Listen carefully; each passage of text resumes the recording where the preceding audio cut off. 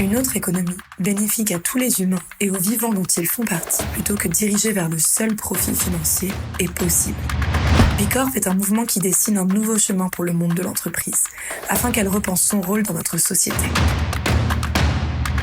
Pour cette nouvelle saison, Villa France est allée à la rencontre des entreprises labellisées Bicorp qui ont mis en place des bonnes pratiques concrètes pour faire bouger les limites de leurs secteurs et de leurs métiers.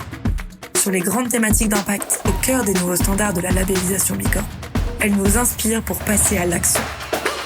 Alors, prêt à découvrir leurs bonnes pratiques ? Omi est une marque alimentaire de produits d'épicerie sucrés et salés, créée afin de soutenir un modèle agricole qui régénère les écosystèmes et assure un prix juste à ses producteurs.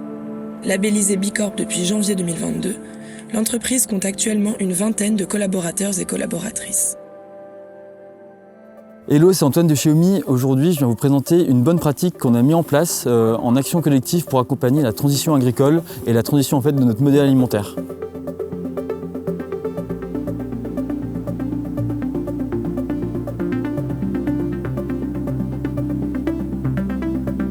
Donc Omi, en fait, c'est une marque alimentaire qui œuvre pour la transition des systèmes agricoles et alimentaires globalement, et on va dire qu'on œuvre pour la transition vers une agriculture régénérative. C'est une agriculture qui vient régénérer la biodiversité, la santé des sols, et ça en fait ça passe par un accompagnement en collectif, notamment de groupes d'agriculteurs. Chez Omi, on accompagne les agriculteurs vers l'agriculture régénérative. Nous, on fabrique des produits avec des fabricants et ensuite on vient chercher leur approvisionnement de producteurs ou on vient les mettre en relation avec des producteurs qu'on a déjà.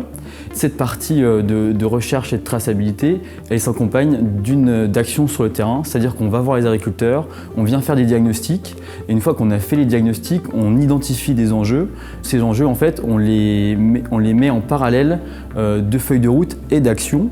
L'objectif, c'est que les exploitants ils ont tels enjeux. Nous, on vient construire des actions en face, qu'on vient financer à travers 1% du chiffre d'affaires. C'est de cette manière que nous, on s'implique dans la transition de nos partenaires. La genèse de ce projet avec le groupe, ça a commencé en fait il y a 8 mois maintenant. On a commencé à faire un premier atelier où on s'est dit tiens, on a aujourd'hui tel système, comment on pourrait l'améliorer vers l'agriculture régénérative. Donc on a identifié plusieurs actions à mettre en place, notamment la mise en place de ce couvert. Donc on est allé voir le couvert, donc c'est un peu le résultat de la bonne action qu'on avait mis en place. On est allé voir en collectif. L'objectif c'était de créer en fait une émulation pour tout le groupe de producteurs. Et là en fait on a débriefé et surtout on se projette dans l'avenir en se disant quelles sont les actions à mettre en place pour continuer cette démarche. On essaye d'œuvrer pour des actions qui sont censées s'inscrire dans le temps et c'est pour ça qu'on dit qu'on fait des feuilles de route en fait qui sont sur 3 ans. Donc la transition agricole ça prend du temps, c'est de l'investissement et en fait c'est pas du court terme, c'est du moyen voire du long terme et c'est pour ça qu'on procède de cette manière avec les producteurs.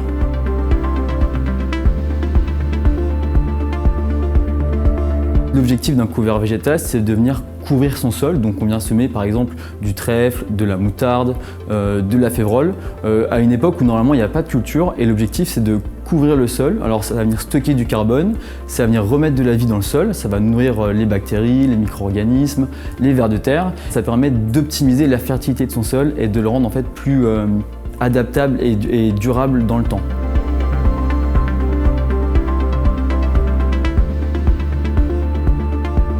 Alors les étapes en fait de l'accompagnement par Omi, c'est tout d'abord d'aller chercher les producteurs en fonction du fabricant. Donc on vient les contacter, leur téléphoner. On vient ensuite faire des diagnostics, c'est-à-dire qu'on va sur le terrain. En allant sur le terrain, on va faire une petite enquête sur la ferme, un petit diagnostic. On cherche en fait à savoir quels sont les enjeux, quelles sont les problématiques, où potentiellement il y a des pistes d'amélioration. Une fois qu'on a identifié ces pistes, on co-construit avec le producteur, on se dit bah tiens, on a identifié tel enjeu, et ben c'est parti, on va essayer de mettre telle action pour y répondre. Et en fait c'est là où on arrive dans l'étape de feuille de route, c'est-à-dire qu'on essaye de se projeter sur 3 ans pour mener et échelonner en fait les différents objectifs et les différentes actions à mettre en place. Le bilan annuel, c'est un peu le bilan étape, parce qu'on a des objectifs où on a plusieurs actions à mettre en place, mais des fois une action elle fonctionne, donc ça peut être semer un couvert, ou des fois ça ne fonctionne pas. Et ce qui est important pour continuer la transition, c'est d'identifier ce qui a fonctionné et ce qui n'a pas fonctionné, et le pourquoi du comment. On travaille au-delà des différentes actions avec tous nos producteurs à d'autres sujets un peu plus macro, comme par exemple des assurances, les crédits carbone, et en fait ça on essaye de les mettre en réseau à travers une newsletter, c'est de se dire en fait tiens, on a mis en place telle bonne pratique avec tel producteur, et ça peut être quelque chose d'inspirant pour d'autres. Alors chez Omi, la partie traçabilité va du champ à l'assiette nous permet d'avoir accès aux producteurs, et ça c'est quelque chose aujourd'hui dans le système alimentaire en fait n'existe pas. Et du coup nous ce qu'on fait, c'est en fait on va sur le terrain, on va voir les producteurs et en fait on leur permet aujourd'hui à travers un financement de mettre en place des actions qui sont indispensables à la transition du modèle agricole pour en fait faire de l'agriculture et plus globalement de l'alimentation un levier à fort impact environnemental et social. On est typiquement dans ce cadre en fait, d'accompagnement à la transition globale chez Caroline et Quentin, et c'est la journée qu'on a passée aujourd'hui. En fait, on est allé voir un essai, on a mis en place une feuille de route. Aujourd'hui, on permet de créer en fait, une émulation autour de cet enjeu de transition vers l'agriculture régénérative pour restaurer de l'eau, la biodiversité et aussi stocker du carbone, parce que c'est vraiment quelque chose qui est super important aujourd'hui dans des conditions de changement climatique. Et chez Omi, on a envie, et c'est le cœur de mission de l'entreprise, c'est de faire de l'alimentation et de l'agriculture un levier à impact positif, autant sur le point de vue environnemental que sur le point de vue social, parce qu'on s'engage également sur la rémunération de chaque acteur en fait, de la chaîne alimentaire. Alors, chez Omi, nous, on travaille dans des filières alimentaires, et en fait, au sein des filières alimentaires, il y a plusieurs acteurs qui ont besoin de travailler ensemble. Alors, autant on travaille en collectif avec les groupes d'agriculteurs, mais on travaille aussi en collectif avec les fabricants, parce qu'on les intègre aux feuilles de route. Et en fait, aujourd'hui, la transition du modèle alimentaire se fera uniquement en travaillant avec toute la chaîne de valeur. Et aujourd'hui, c'est la force d'Omi, en fait, c'est de réussir à ramener du lien du consommateur jusqu'au producteur, et évidemment en intégrant nos partenaires fabricants dans cette transition.